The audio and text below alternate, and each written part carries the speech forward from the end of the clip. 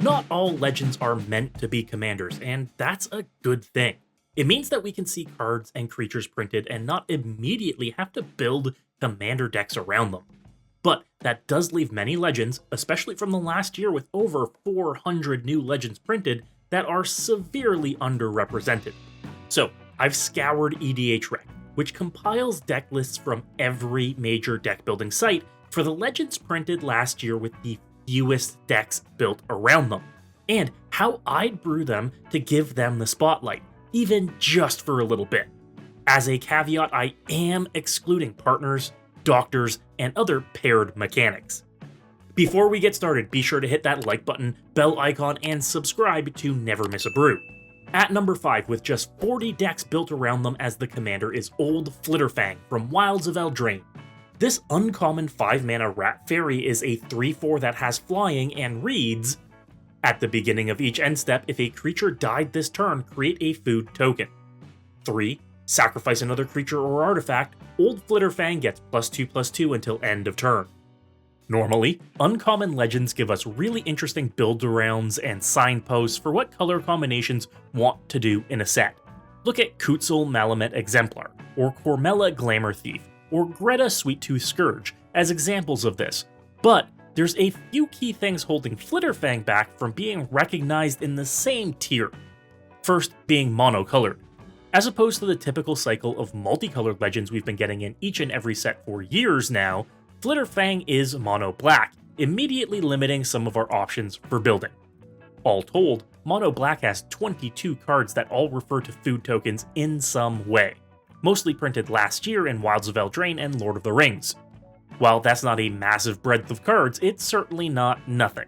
The second thing holding back Old Flitterfang is that it's 5 mana.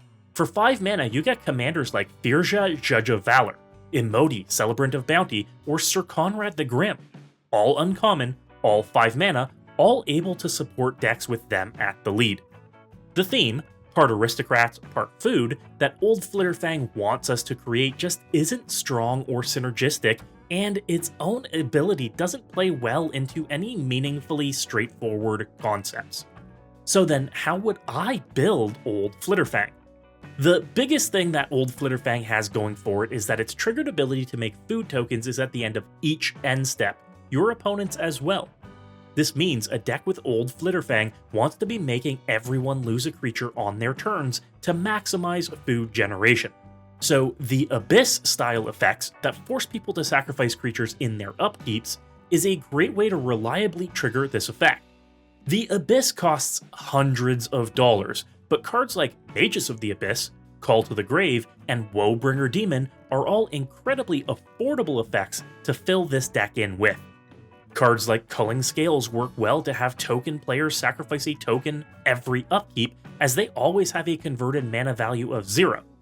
And if you have effects in your own deck that make tokens every turn, like Dreadhorde Invasion or Bitter Blossom, then you'll always have something to sacrifice to these effects too.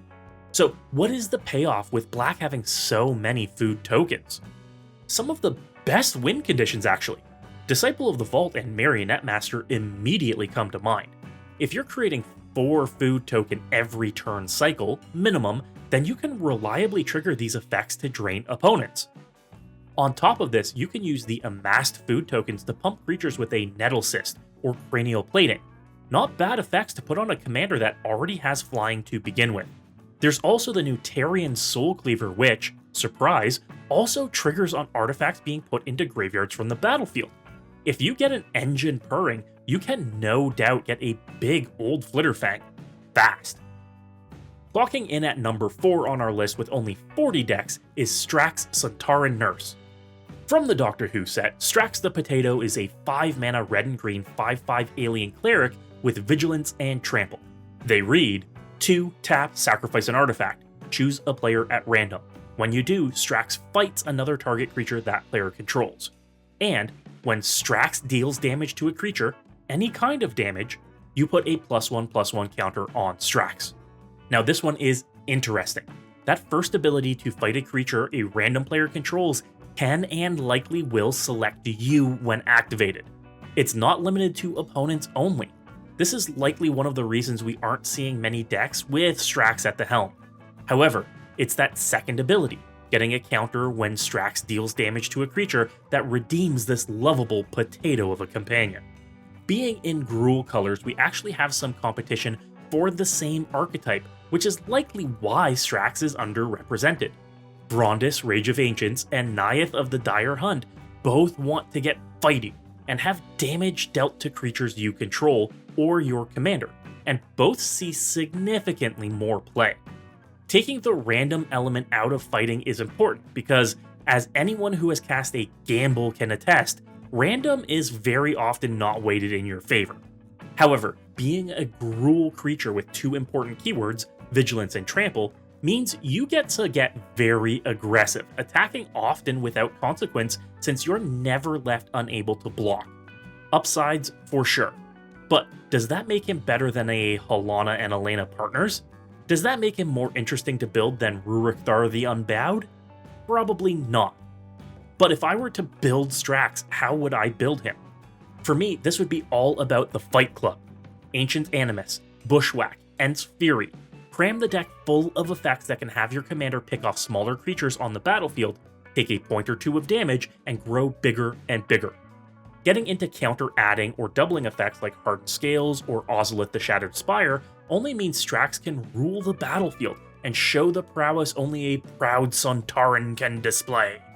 Add in Rite of Passage for additional ways to put counters on your commander or any other creature when they survive a fight, and you'll have a bigger, badder board than opponents in no time.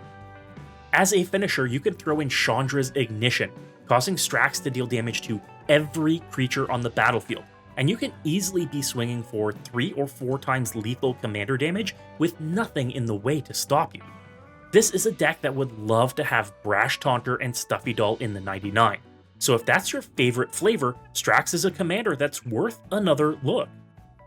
Our number 3 entry is Duggan Private Detective, with just 25 decks built with him as commander. Another of the Doctor Who legends, there were a lot from the set. Duggan is a 4-mana Simic human detective with a lot to like about him.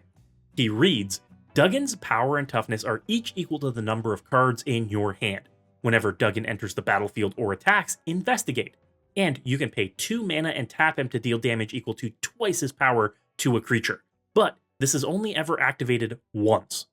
Naturally, the part that turns a lot of people off of liking Duggan a lot more is the activated ability only ever being able to be activated once.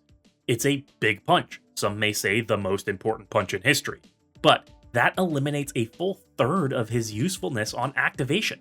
The rest of his text box reads very similarly to other Simic legends like Tishana Voice of Thunder or Prime Speaker Zagana, though without drawing you cards himself and not eliminating your maximum hand size.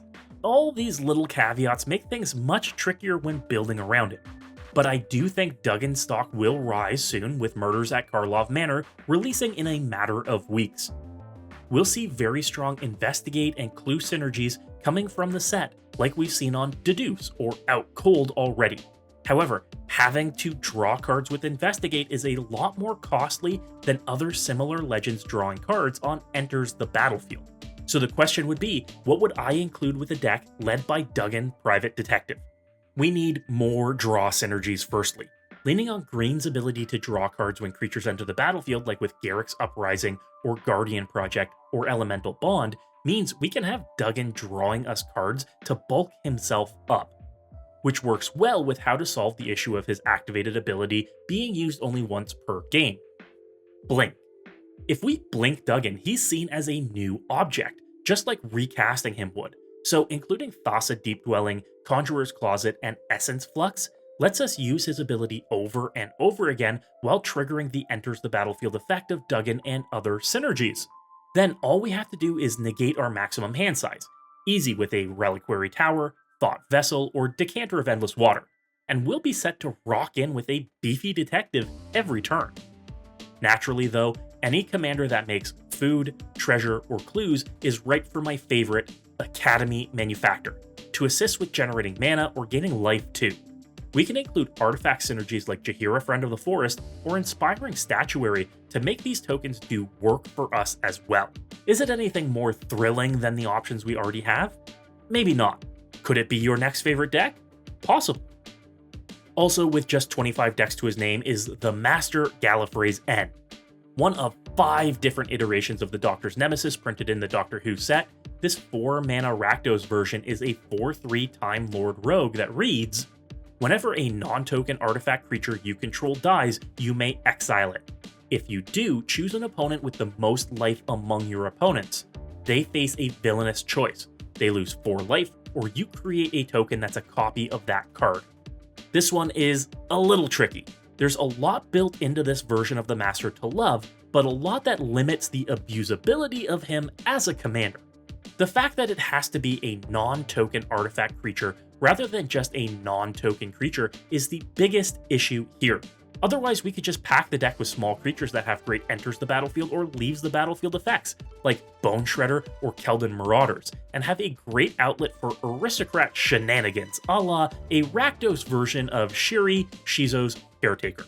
But on top of that, the person who chooses isn't our choice. It has to be the opponent or opponents with the highest life total, meaning we can't cheese it by always picking on the player with the lowest life total to make the decision. So understanding why this Master is so unloved, how would I build him at the lead of a deck? We absolutely have to fill the list with artifact creatures, either big or small. Anything with an enters the battlefield or leaves the battlefield effect is extra good, as that means if we get to make a token, we get double the benefits. Campus Guide, Panoptic Scarab Swarm, and Filigree Familiar are all prime examples of what would be included in this deck, because they all have effects that will always be useful if they die and come back as a token copy. And I don't think any singular deck has wanted Solemn Simulacrum as much as this one does, since you can exile it, bring it back, get extra copies, and really go crazy with it. Like any good aristocrat decks, we want to be controlling when these creatures die. Sacrifice outlets like Carrion Feeder, or Goblin Bombardment, or Ashnod's Altar are all perfect includes for this list, which is why we can see there's not been a lot of love for this legend at the head of the deck. There are better, less restrictive options for an aristocrat deck. Not to mention, the build looks very similar to every other aristocrat deck, apart from having to carefully select artifact creatures. You still want Bastion of Remembrance, Zulaport Cutthroat, and Viscera Seer, like you would in any other aristocrat list. It's a real shame that over-designed cards like this end up this underloved for the sake of doing something new, but doing something so narrow, it excludes them from being viable.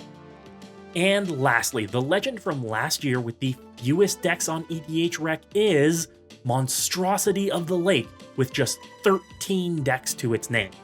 And immediately upon reading this 5-mana mono blue 4/6 Kraken, you can understand why so few people have bothered building it.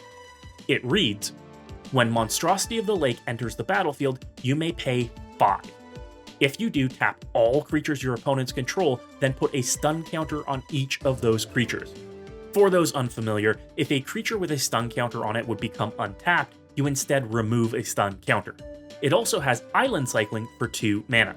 So, from the command zone, this is either a vanilla 4/6 for 5 mana, or a 10 mana 4/6 that locks down the board for a turn. 10 mana is, well, a lot of mana to ask.